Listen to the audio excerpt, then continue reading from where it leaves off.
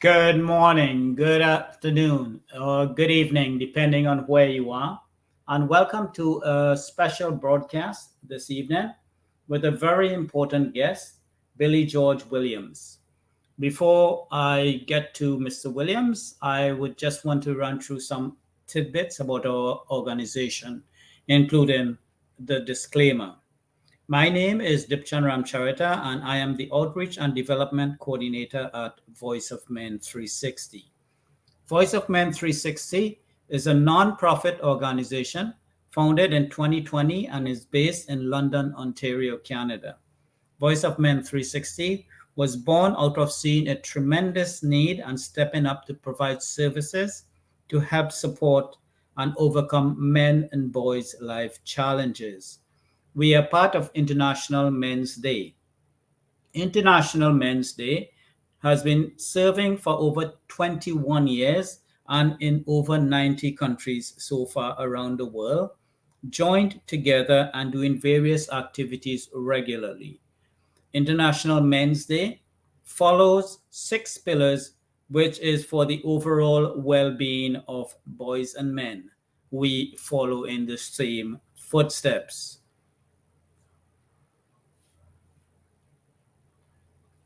Before I introduce our special guest today, I would like to go through our disclaimer. We would like to remind everyone that Voice of Men 360's mission is always delivered with good faith towards peaceful harmony. The views and opinions expressed today will be sorry. The views and opinions expressed in today's episode are those of our speakers and do not necessarily represent Voice of Men 360. Our organization engages in discussion forums to offer inspiration and create awareness of the issues of men who wish to overcome their life challenges. We are not providing medical or therapeutic advice. Should you require that type of assistance, we recommend you contact a medical professional immediately. If you have any questions or concerns about today's episode or any Voice of Men 360 content, please email us at info@voiceofmen360.org. So here we go with the life journey of Billy George Williams. Mr. Williams is the CEO of BGW Film Studios Incorporated. He's the pastor of Street Life Ministry, president of International United Native Nation, and headmaster of the Indigenous Clown Association. That's quite a mouthful there. Welcome to the program, Billy George Williams. Very much. So we can start off by asking you to introduce yourself and give us a sort of a background of who you are. All right. Yes, I'm Billy George Williams. I am from the Gold River, BC First Nations community called Mowichet First Nations. I never grew up in my community. I was actually born with club feet, deaf in both ears, and borderline retardation. I was taken out of my home at 3 years old and taken to residential school for a time period and almost killed in residential school. And after that, uh, I was taken out of residential school and put into the foster care system at 3 years old. And in the foster care system, I was brought to the Williams home in Port Alberni, BC. And what I learned is that when social service wants to hide a child, they put him under the foster parent's name. And I was born Billy George, and then I became Billy George Williams. And so when I announce myself today, I want the full name because I want to honor my family name as well, Billy George. And when I went to the Williams, I got it took the Williams a few years to argue with the doctors to have operations on both feet and both ears. And she accomplished that. And with series of operations on both feet and both ears, the first time I walked, I was 10. And the first time I heard, I was 12. And up to this time, the Williams were getting lots of money for my deficits. And after my operations, the Social Service lowered the money to money of the day that foster parents were getting in the 60s and 70s. And the Williams didn't like that. So I was kicked out of the Williams at 13. Foster care system couldn't find me a home, and I was put on independent living. And 2 weeks after I was on my own, I went for a Sunday afternoon walk, and I stopped at a bench to rest. And a van, there was no vehicles. It was a quiet, sunny, warm day that I remember. And a van pulled up and stopped to ask for directions, and I had to point where he needed to go because I was too angry in my mind to really say anything. And he started driving off, but he stopped, he pulled back, and he stopped and he asked if I could show him and that he would drop me off wherever I needed to go. And believing in what he said, I got in the van, and he proceeded to take me up the mountains behind the reserve in Port Alberni. And he raped, almost killed me, and he did what he did. He left me up for dead in the mountains, stark naked. And from that point, I think my spirituality, my whole being is where I died within myself because I actually wanted to die. And I walked away. I got up and I said, no, I want to live. And I started walking to where I lived. And people came to me and asked what happened. I told them what happened. They phoned the police. 2 weeks later, they uh, uh, they phoned the police. I told the police everything, and they managed to find him 2 weeks later, getting ready to take off to another victim. And he was brought to jail. And then I got a phone call saying I had to witness him. And in those days, Crown sat on one side and the accused sat on the other side. And I had to walk by the accused. What he said to me is that, well, I didn't kill you of the mountains, but I will kill you when I get out. And after I told the courts and after I pointed where the Crown asked if the gentleman was here, and I said, yes, he's right there. And he got 5 years for kidnapping, raping, and almost killing me. And he got out with 2 years good behavior, and he was out in 3 years, and I was 16 at the time. I lived my life in fear from that time to the age of 40, where I met my present day wife. I moved from Vancouver to Nanaimo to help out a church, and they made me an assistant pastor. And after getting to know Sylvia, I knew that she was the one and asked her to marry me. And we're been married now for 23 years. And at that time, I had told Sylvia what I just told you, the audience, the viewers. And she said that she said to me, Bill, you're the most amazing man that I've ever met, and you're a strong person. I told her that we needed to go back to Port Alberni, to where this happened. And I wanted to forgive that man because by that time I knew that he was gone because he was old at that time. So when I went to Port Alberni, we went to the desk, the bench.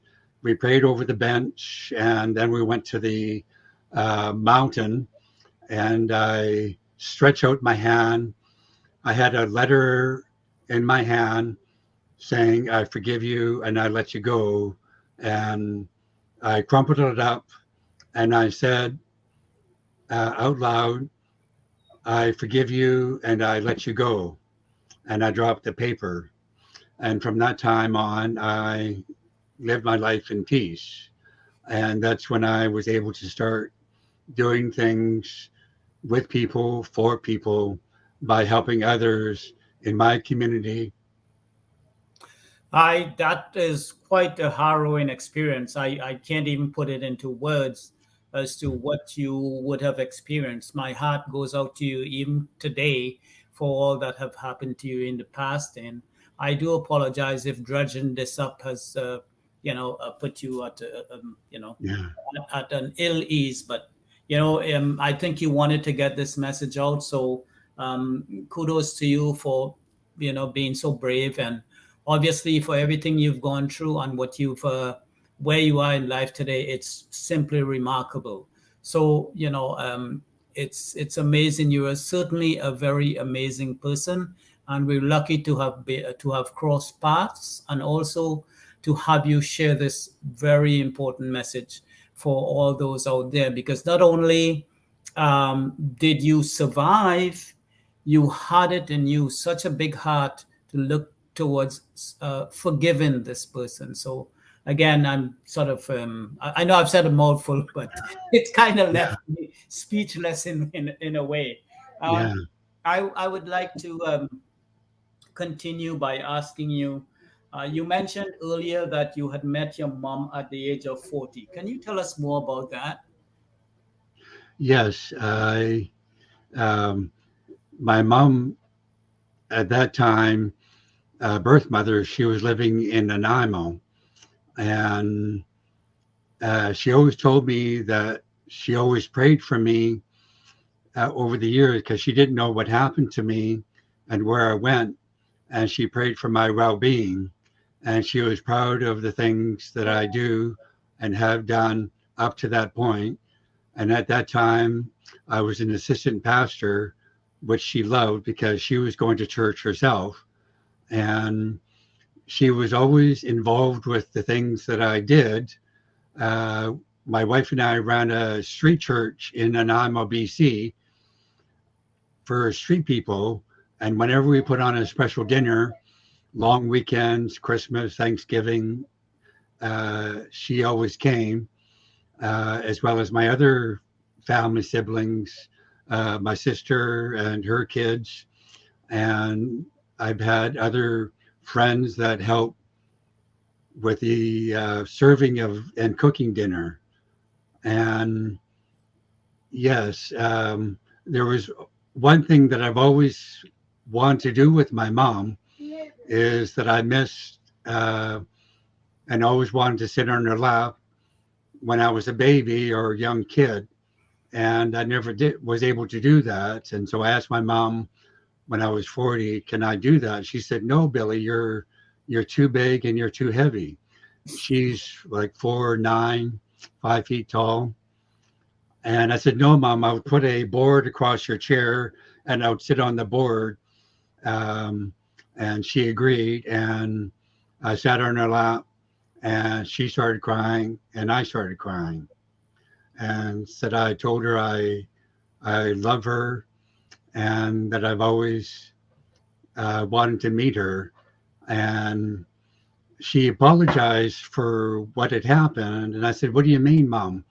She said she was an alcoholic and that's what how I turned out to be born with club feet and born deaf. And I said, oh, mom, there's nothing to be forgiven and that I've always loved you and that I always kept you in my heart. So yeah, this is how and what happened. She died in October 2018, September 2018. Yes. What an inspiring story. And, I'm so sorry to hear about her passing. It must have been quite. I'm just trying to picture that moment when you saw her for the first time and she saw you for the first time. What that must have been like. Must have been, awe-inspiring to just be able to look at each other and realize, this is my mom and that's my son, kind of situation. So Yeah. I'm just in awe of that particular moment at this time. Yeah. See how things were with you.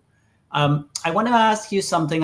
And if you feel uncomfortable to answer, then that's okay. Um, can you tell us anything about your father? Yeah. Interestingly, when I go to potlatches or special events, dinners, luncheons, or special gatherings, when I go, I've had elders say that I'm a lot my dad. My dad, um, in the 50s and 60s, up until he died at the age of 33, he boated people in Nootka Sound in Gold River, BC. He boated people from remote communities to Gold River so they can go shopping. And then they went back to Gold River and then they loaded the stuff in my dad's boat. And then he boated them back to their community. In Nootka Sound, British Columbia, here in Gold River, it was quite common in remote communities, especially, that people got or contracted TB, tuberculosis. And Wow. my dad contracted TB, and at the age of 33, and I'm the same height as my dad, as well as my brother, my late brother Norman George, Chief Norman George, and um, yeah, my mom at that time when he contracted TB uh, said that she put her foot down and she said to my dad, "No more kids." And then I was born, Uh, and that's the way she explained it to me. And we both laughed and everything. But yes, I up to this time, I had a lot of people tell me that I'm a lot like my dad. For example, I drive from Campbell River, BC to Gold River, BC to pick up people, and I don't charge that much just for gas. And people usually buy me lunch. Not usually, they always do buy me lunch and a coffee when I'm on the road. And um, and my dad was loving, caring, had compassion, understanding, and um, when he went to special events, he always went 15 minutes, 20 minutes early so he can meet and greet people. And when he walked into the door, uh, bad members would always say, they would say, "Oh, there's trouble." And yeah. yeah. And today, the same thing happens to me. When I go to a special event, I walk in, I look around, and people say, "Oh, Yes. trouble." Yeah, without even knowing my dad.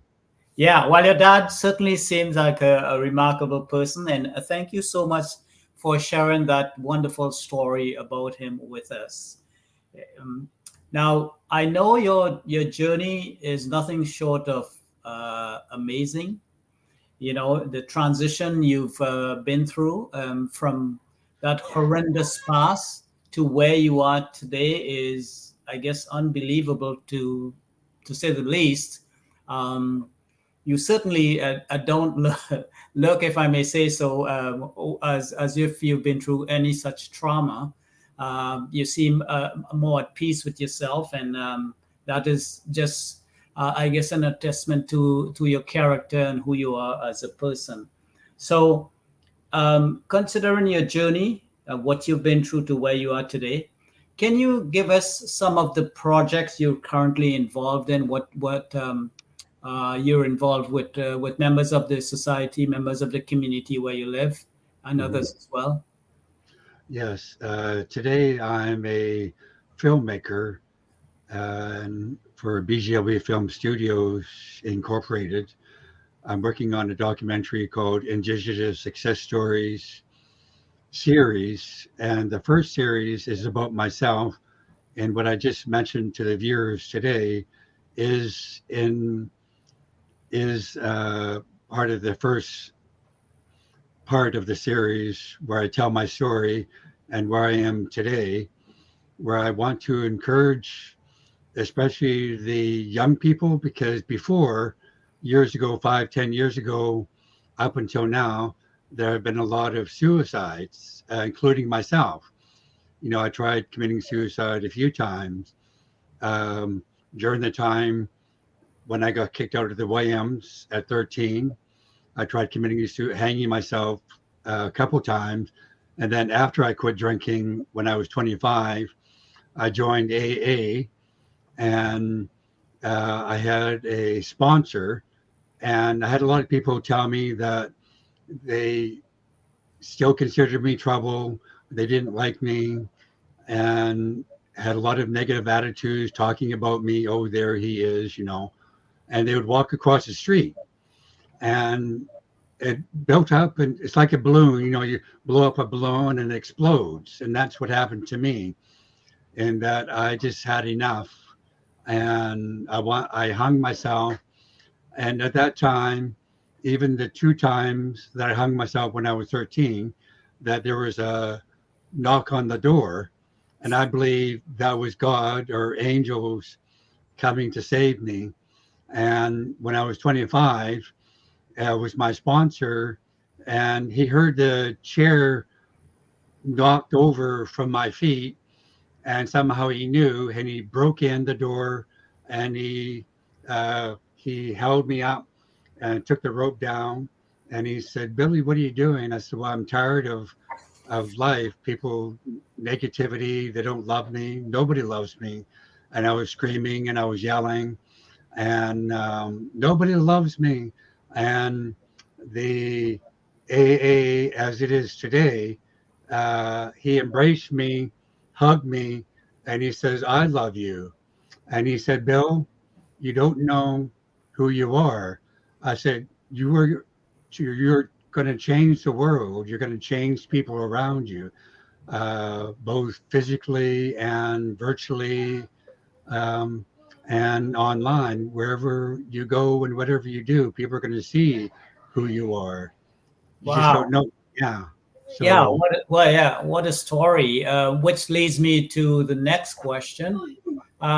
How did you overcome those life events, those traumas? What are some of the steps and processes you took to heal yourself?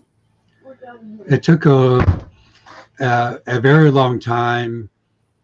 Uh, when I was young, 13 to 25, a lot of times I slept my life away. I did manage to go to school, but I became an introvert. I didn't let anybody touch me, or I I avoided people, and up until I was 25, when I just somehow came to realize that I needed to quit what I was doing, and that it was killing me, especially the drinking. I was super underweight. My liver collapsed. And when I was in the Vancouver Island Recovery Center at that time, when I was 25, that the doctor said, "Well, you're lucky that you quit now because you would have been dead, within weeks or months." That's how close it was. And after listening to other people in AA, I gradually I watched people very carefully because I didn't trust people. I didn't like people. I didn't love people. I didn't know how to love and everything. And AA had taught me the love, the compassion, the understanding, especially the people, that two guys that started it, Bill and Bob, and listening to people talk and having a sponsor that I clung onto my sponsor like bees on honey, Mhm. and I always hung around him.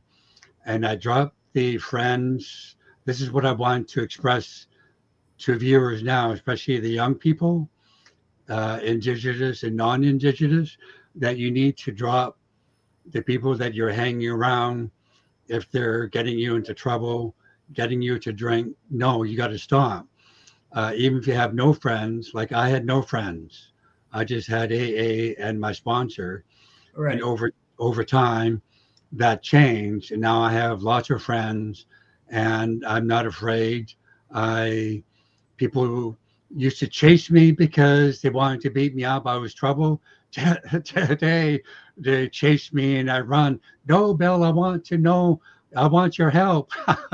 So yeah, Well, but that that is some story, and certainly a very important message for the younger people out there today. yes, that's especially I I have a final question for you, but before I do, I just want to share a little more information about our group.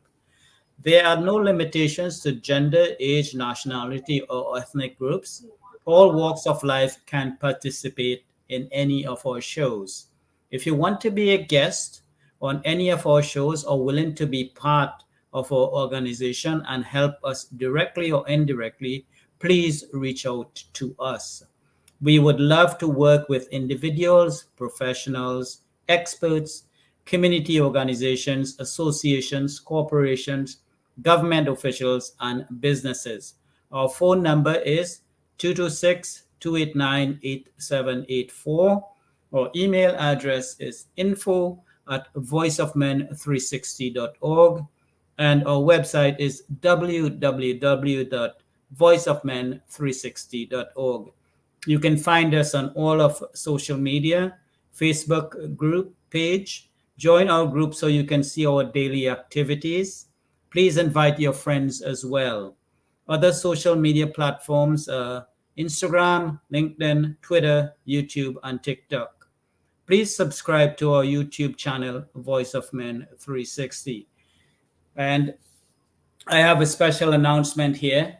We will have a panel discussion on bullying and mental health on Saturday, May 13th from 10 a.m. to 12 p.m. Eastern Standard Time as our third observance of the World Day of the Boy Child. So, Billy, back to you and this really intriguing conversation. And regarding the men and boys in your community, how do you think they're coping with life today in general?